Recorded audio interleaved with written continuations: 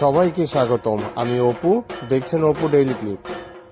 আজ নবমীতে হাজির হয়েছি ঢাকার ঐতিহাসিক রমনা কালী মন্দিরে। চারিদিকে উপচে ভরা ভিড়, ঢাক ঢোল আর আনন্দের উচ্ছ্বাস। শত বর্ষ প্রাচীন এই মন্দির শুধু পূজা নয়, আমাদের ঐতিহ্যের প্রতীক। হিন্দু, বৌদ্ধ, খ্রিস্টান সকল ধর্মের মানুষ আজ একসাথে উৎসব উপভোগ করছে। মায়ের দর্শন নিতে মানুষ ঘন্টার পর ঘন্টা অপেক্ষা করছে।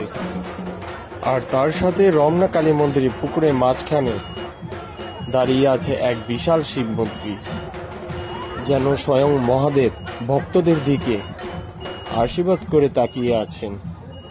চারিদিকে পানি আর মাঝে মহাদেব, এক কথায় যেন মনোমুগ্ধকর দৃশ্য।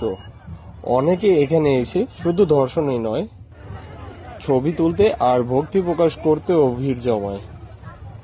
আর ভক্তরা শুধু ছবিই তুলছে না, মায়ের কাছে মন ভরে প্রার্থনাও করছে।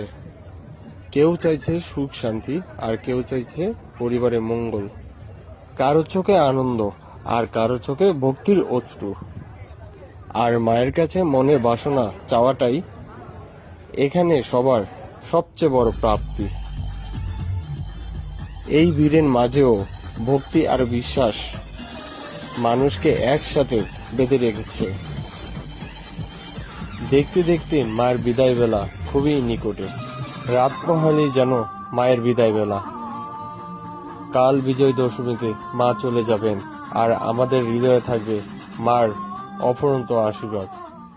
তবে আনন্দ আর বিশ্বাস সবসময় আমাদের সঙ্গে থাকবে। ভক্তদের মনের বাসনা আর সুখ শান্তি আর সমৃদ্ধ নিয়ে মা বিদায় নেবেন।